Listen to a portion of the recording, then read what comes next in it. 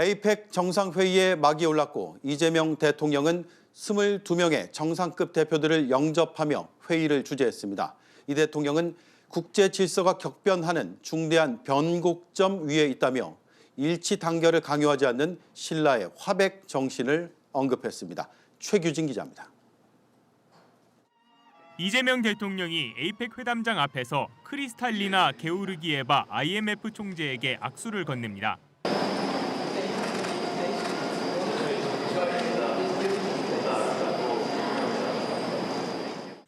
IMF를 시작으로 베트남, 미국, 대만, 태국, 싱가포르 등 알파벳 역순으로 대표들이 입장했습니다. 이 대통령은 에이펙 의장국 정상으로 22명의 정상급 대표들을 직접 맞이했는데 멕시코 마르셀로 루이스 에브라르드 카사우본 경제부 장관은 1분 넘게 이 대통령과 악수를 하기도 했습니다.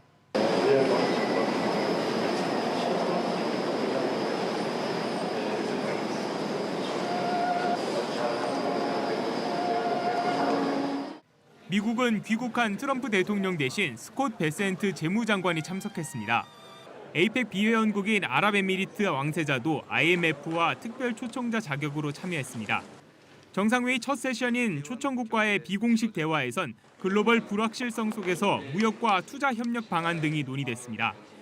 이 대통령은 개회사에서 자유무역 질서가 거센 변화를 맞고 있다며 협력과 연대를 통해 위기를 극복해야 한다고 강조했습니다. 우리 모두는 국제 질서가 격변하는 중대한 변곡점 위에 서 있습니다. 쉽지 않은 도전이지만 에이펙이 걸어온 여정에 지금의 위기를 헤쳐갈 답이 있다고 믿습니다. 또 에이펙 정상들이 경주에 모인 이유를 상기시키며 화합을 강조하는 신라의 화백 정신을 소개했습니다. 화백 정신은 일치 단결한 생각을 강요하지 않습니다. 서로 다른 목소리가 어우러져 만들어낼 화음의 심포니를 추구하며 조화와 상생의 길을 찾는 것이 신라의 화백 정신입니다.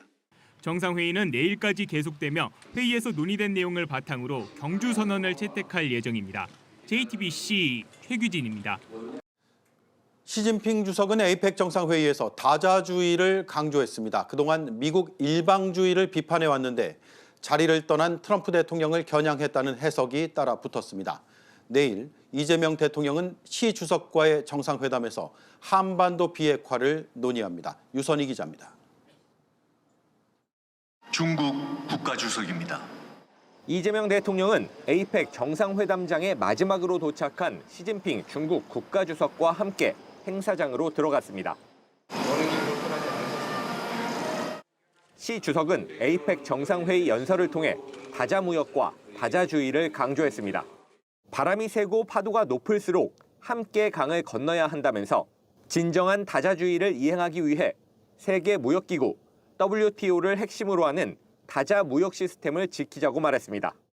시 주석은 그동안 관세 정책을 밀어붙이면서 다자기구에서 발을 빼는 도널드 트럼프 미국 대통령의 정책을 일방주의라고 비판해왔는데 个别国家搞小院高墙关税壁垒将经贸问题政治化 에이펙 정상회의장에서 다자주의를 강조하고 나선 것을 두고 자리를 비운 트럼프 대통령을 겨냥한 발언이라는 해석이 나옵니다. 미중 정상이 어제 부산 빅딜로 무역 갈등을 잠정 봉합하는 데 합의했지만 하루 만에 기싸움이 이어지면서 양국의 패권 경쟁이 계속될 거란 관측도 나옵니다. 이틀 전 트럼프 대통령과 만나 관세 협상을 타결시킨 이 대통령은 내일 다시 한번 시 주석을 만납니다.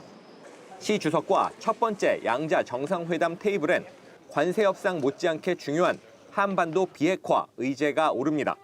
민생 문제 연장선상에서 한반도 비핵화와 평화 실현이라는 평화의 문제에 대해서도 논의하기로 의제 협의는 봤다.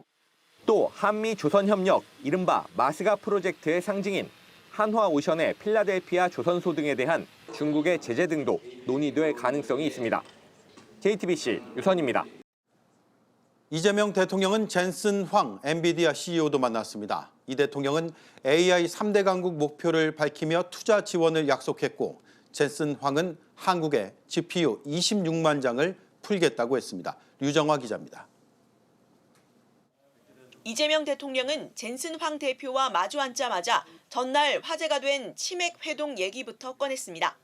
어제는 치킨집에서 치킨 드시는 것도 저희가 온 국민이 함께 지켜봤습니다. 더군다나 골든벨까지. This is my Chimek brothers.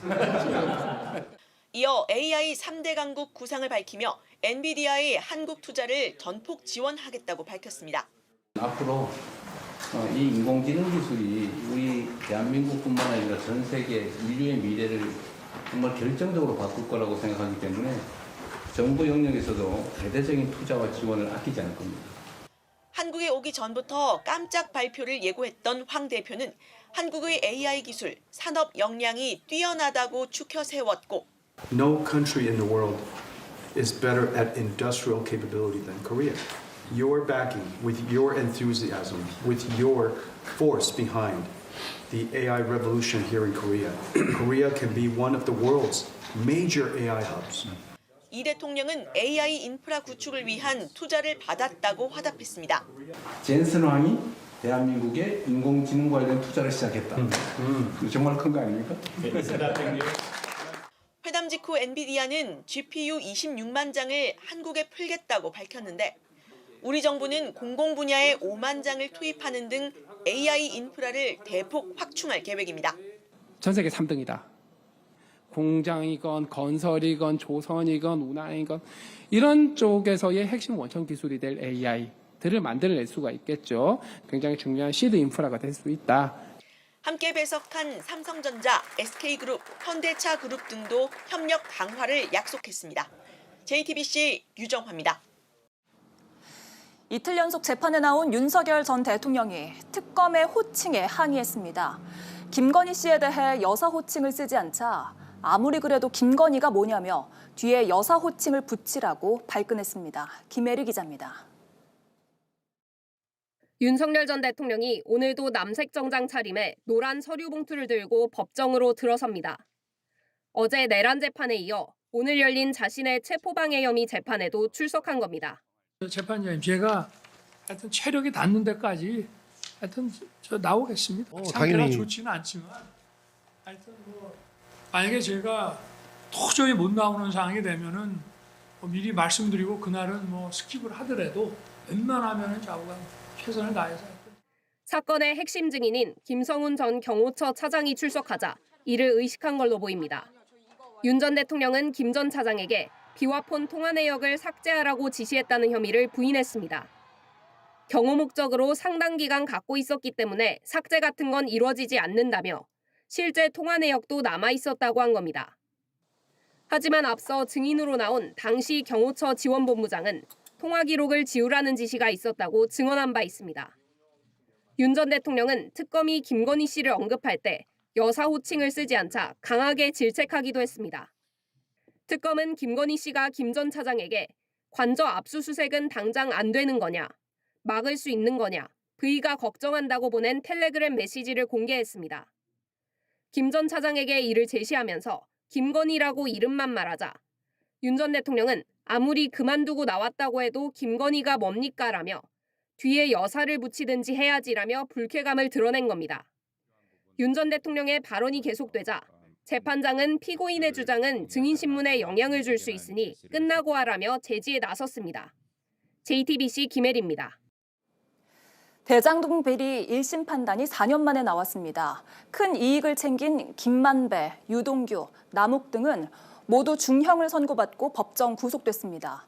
법원은 시민의 이익을 보호하지 못한 사업이라고 비판했습니다. 여도현 기자입니다. 법원은 오늘 4년 만에 대장동 재판을 끝내며 이 사건을 공사 실세와 실무자가 금품을 주며 유착관계를 형성해 벌인 부패 범죄라고 정의했습니다. 사업자 선정부터 미리 김만배, 남욱 등으로 내정되게끔 설계하고 모의했다는 겁니다. 결국 대장동 사업 비리로 성남 시민의 이익을 반영할 사업자 선정을 해야 하는 임무를 위배했다 꼬집었습니다. 초과 이익도 유착된 민간업자들이 다 가져가게 하는 점도 지적했습니다. 부동산 경기가 좋아서 얻게 된 이익을 왜 민간업자들이 다 가져가야 하는지 이해할 수 없다며 책임을 물었습니다. 법원은 이렇게 업자들이 가져간 돈이 1,128억 원이라고 계산했습니다. 재판부는 모든 피고인에 대해 배임죄를 인정하고 징역 4년에서 8년을 선고하고 법정 구속했습니다. 유 전 본부장과 김만배, 정민용 회계사에 대해선 추징도 명령했습니다. 다만 이해충돌방지법은 공소시효를 넘겨 무죄가 선고됐습니다. 배임죄 폐지 논란에도 배임죄 선고를 하는 이유도 직접 밝혔습니다. 배임죄는 완전히 없어지면 부작용이 예상되기 때문에 대체 입법도 함께 논의 중이고 시간도 걸려 배임죄가 있는 한 처벌할 수밖에 없다고 했습니다. JTBC 여도현입니다.